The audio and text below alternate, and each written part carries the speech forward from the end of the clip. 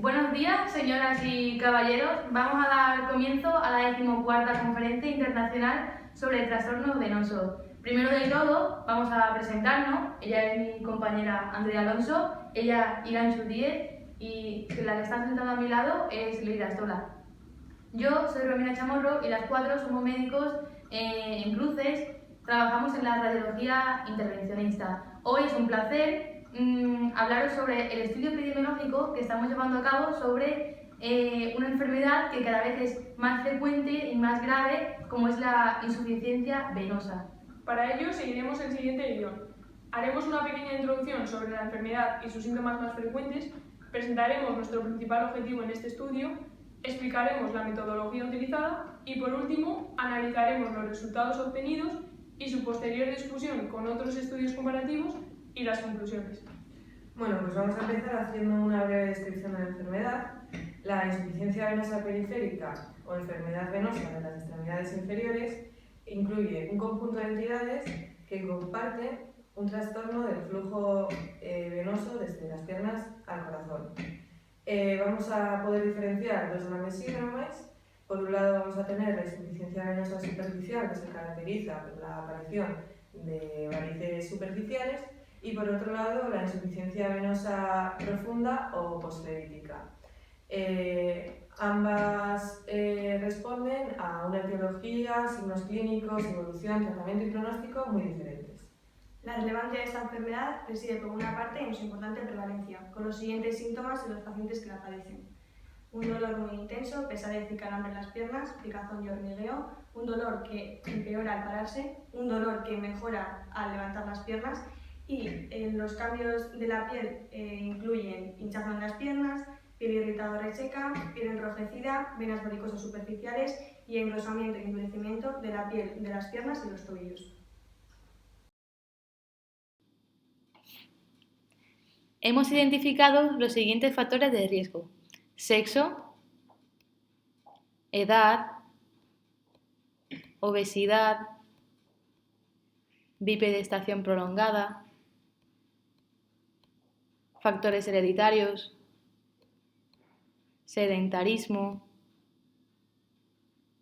vestimenta compresiva,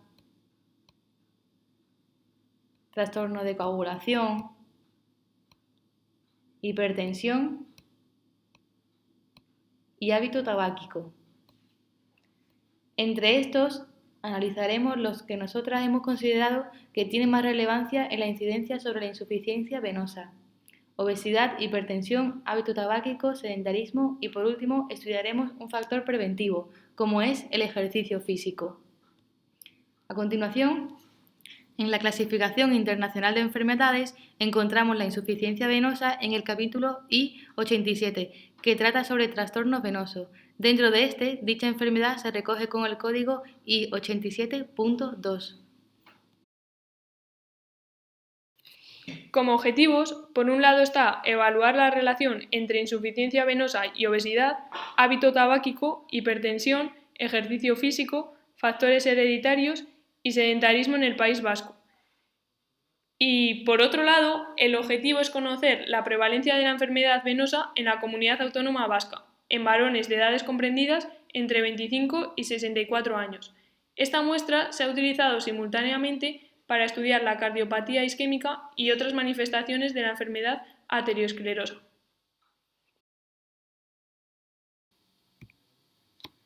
Respecto al tipo de diseño y el material, el tipo de diseño que hemos empleado es el de caso control, en el que participan 3.789 varones de edades comprendidas entre 25 y 64 años, de los cuales 1.895 están enfermos y 1.894 son sanos. Esta muestra es estadísticamente representativa, habiendo sido sus unidades extraídas aleatoriamente de la población global de la Comunidad Autónoma Vasca. Los individuos pertenecientes a esta muestra van a estar expuestos a diferentes factores de riesgo y a un factor preventivo. Comenzaremos con los factores de riesgo. La hipertensión, el 53% de la muestra es hipertensa. Obesidad, el 87% está obesa. Hábito tabáquico, el 81% son fumadores. Sedentarismo, aproximadamente la mitad es sedentario. La presencia del factor hereditario, el 79% lo presentan. Y por último, tenemos el factor protector, que es el ejercicio físico, y el 54% practica algún deporte más de 1 hora diaria.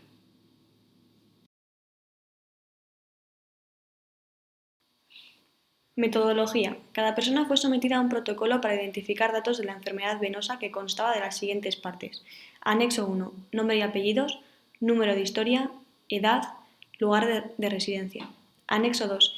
Se interrogaba a cada ciudadano por los antecedentes personales y familiares, prestando atención a aquellos relacionados con trastornos venosos. Hay 2 apartados de familiares, historia paterna de varices, historia materna, y 3 apartados de antecedentes personales, intervenciones quirúrgicas de varices, trombosis venosas profundas, traumatismos severos.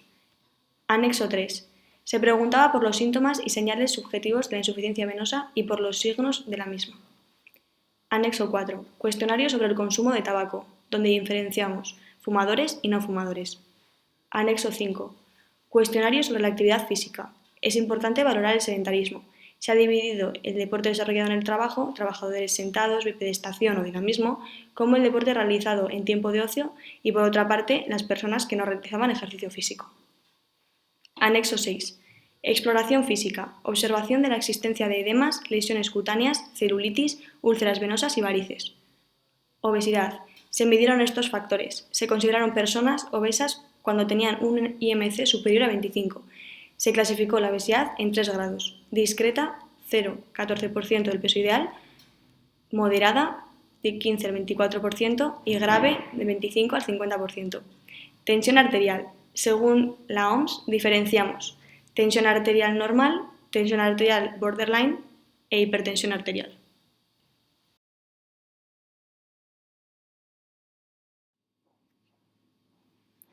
Factor confusor. Antes de comenzar con los resultados, cabe destacar el hallazgo de un factor confusor entre los que considerábamos factores de riesgo, el sedentarismo, ya que existe una diferencia mayor que el 10% entre el odds ratio bruto y el combinado. Ahora empezamos con resultados y veremos las medidas de frecuencia y las medidas de asociación impacto. Medidas de frecuencia. Los resultados globales en la muestra de Euskadi otorgan a la enfermedad venosa una prevalencia del 9,92%.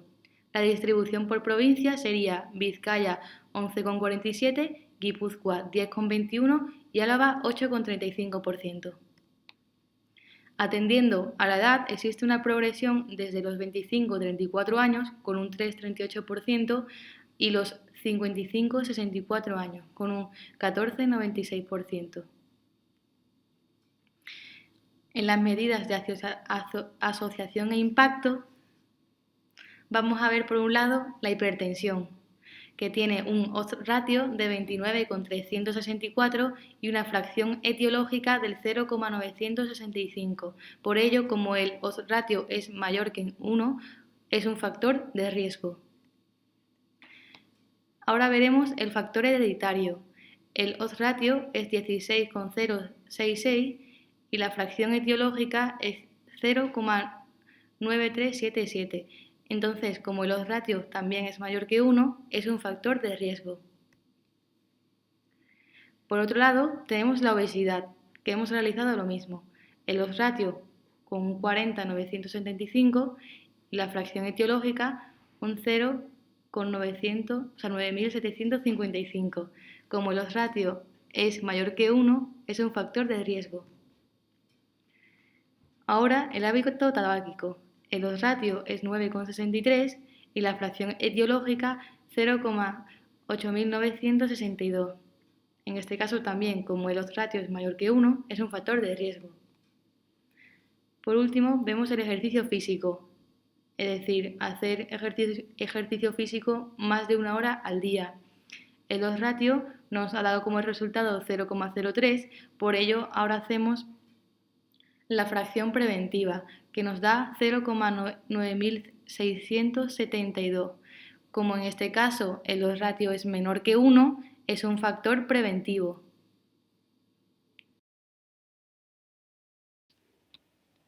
Discusión sobre la elección de la muestra. En nuestro trabajo hemos utilizado una muestra elegida al azar basada en el censo de la Comunidad Autónoma Vasca y estadísticamente representativa de la población total de varones con edades comprendidas entre 25 y 64 años. Por las características de nuestro estudio, los resultados solo podrán ser comparados con los obtenidos en proyectos desarrollados en contextos semejantes al nuestro. En Suecia, un autor realizó un examen epidemiológico a 15.980 ciudadanos y, en función de las respuestas, seleccionó una muestra de 1.453 personas susceptibles de padecer un síndrome posflebítico. También son equiparables nuestras conclusiones con las alcanzadas por Brown al valorar a 3.822 norteamericanos adultos en el contexto de un trabajo sobre enfermedades cardiovasculares. Sin embargo, será difícil comparar con otros trabajos, o al menos los resultados no serán cotejables, bien porque la muestra en algunos estudios están previamente sesgados, donde se entrevistan exclusivamente a enfermos, por lo que no se pueda llevar a cabo un estudio de casos control como en nuestro caso. La precisión que queremos obtener de un trabajo de investigación de estas características depende del volumen de la muestra. A medida que ésta aumenta, la precisión es superior. Este estudio analiza el conjunto de enfermedades cardiovasculares en varones con edad laboral. Se obtuvo edades superiores a 65 años y el sexo femenino, pues hubiéramos obtenido mayores porcentajes de insuficiencia venosa periférica. Discusión sobre la metodología del estudio. Nuestra investigación se ha basado en la realización de una exhaustiva historia clínica, una exploración física y pruebas de laboratorio.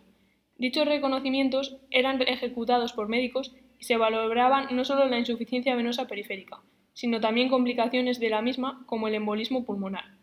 Otros autores que no llevan a cabo un estudio de casos control envían cuestionarios a la población seleccionada y en función de las respuestas son estudiados con posterioridad. Así, el sueco diagnosticó patología posflebítica en 303 personas de las 1.145 que recibió en el consultorio.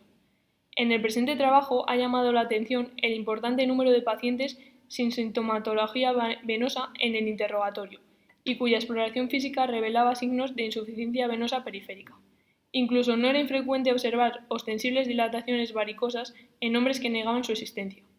Por ello, estimamos inexactas las conclusiones respecto a la prevalencia de esta enfermedad de aquellos trabajos que no incluyen en su protocolo una exploración física elemental. Pensamos, por otra parte, que la exploración vascular con técnicas sofisticadas, aunque conceden mayor exactitud diagnóstica por el costo que representan, hacen inviable cualquier estudio epidemiológico de una magnitud semejante al nuestro.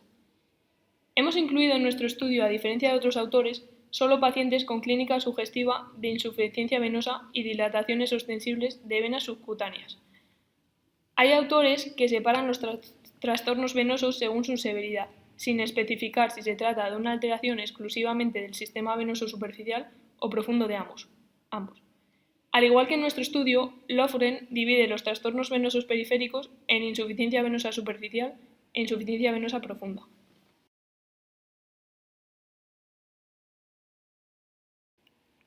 Sesgos. Dentro de los sesgos tenemos dos tipos. Por un lado, el error aleatorio y por otro lado, el error sistemático. El error aleatorio se atribuye a la variabilidad aleatoria que conlleva siempre un proceso de muestreo. El azar hace que la muestra con la que vamos a trabajar no sea representativa. Se puede minimizar aumentando el tamaño de la muestra. Por otro lado, tenemos el error sistemático, que es el error producido cuando hay un fallo en el diseño del estudio que hace que los resultados de la muestra sean diferentes de la población de la que proceden. Conduce a la elaboración de conclusiones incorrectas. Dentro de los errores sistemáticos podemos encontrar diferentes sesgos. Primero, el sesgo de selección. Segundo, sesgo de información, en el que hay un error sistemático en la medición de alguna variable clave del estudio. Dentro de los sesgos de información podemos encontrar el sesgo de memoria, por ejemplo. Y por último, los factores de confusión, que son variables extrañas al estudio que modifican los resultados que se obtienen. Y ya lo hemos explicado anteriormente. Conclusiones. En Vizcaya es donde más casos de insuficiencia venosa hay, teniendo en cuenta el País Vasco. El 96,5% de los casos se deben a la hipertensión arterial. El 93,77% de los casos son resultado de la existencia de un factor hereditario. El 97,55% de los casos se deben a la obesidad. El hábito tabáquico es el responsable del 89,62% de los casos. Practicar ejercicio más de 1 hora diaria evitaría el 96,72% de los casos. Por último, aquí tenemos la bibliografía utilizada para realizar el estudio.